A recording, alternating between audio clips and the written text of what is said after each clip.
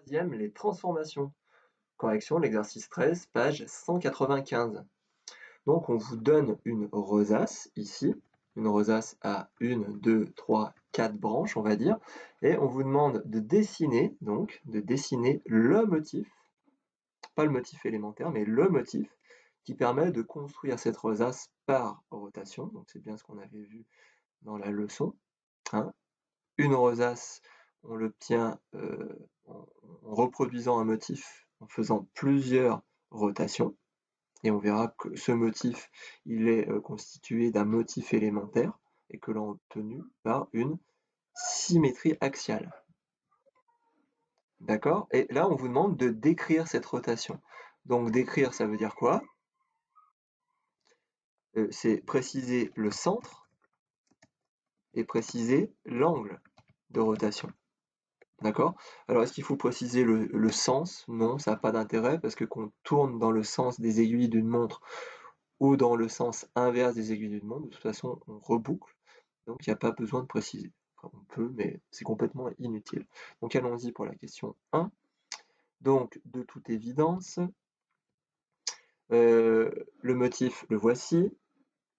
D'accord? C'est un hexagone qui est un peu étiré. On a deux côtés qui sont plus longs que les quatre autres ici. D'accord? Puis on a rajouté un point, et ce point, ça va être le centre de rotation. Donc on obtient la rosace en construisant les images successives, 4 fois de suite, du motif qui est ici, par une rotation de centre haut et d'angle 90 degrés. Alors comment on trouve 90 degrés? Une rosace, pour la construire, on a fait un tour complet, c'est-à-dire 360 degrés. Et 360 divisé par le nombre de branches, ça nous donne bien 90 degrés. D'accord? Donc c'est ça qui permet de trouver l'angle. D'accord? L'angle de rotation. Hein, on compte le nombre de branches. 1, 2, 3, 4. On divise 360 par 4.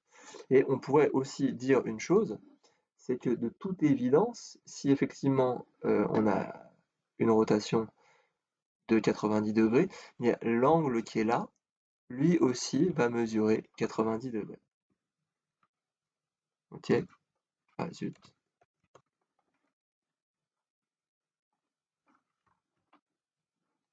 Pourquoi ça m'a fait ça? C'est bizarre. Ok, question 2. Dessiner le motif élémentaire qui permet donc de construire ce motif par une translation. Non, c'est pas par une translation. Excusez-moi, par une transformation. Et préciser quelle transformation. Alors, si on regarde dans la leçon, on sait que la transformation, c'est la symétrie axiale. Donc, pour obtenir le motif qu'on a vu précédemment, eh bien, on va faire une symétrie axiale et puis on peut rajouter une lettre. D'accord? Donc, c'était évident hein, qu'on obtenait le motif là en faisant une symétrie axiale du motif qu'on appelle élémentaire. Donc ça, c'est le motif élémentaire. On obtient le motif et on fait tourner le motif par rotation et on obtient la rosace. D'accord? Et enfin, dernière question, on vous demande de construire la figure soit à la main avec du matériel de géométrie. À la main, ça ne veut pas dire que je fais à main levée. Hein. Ça, il y en a certains qui ont du mal à comprendre. À la main, ça veut dire avec des outils. D'accord? Pas nécessairement à main levée.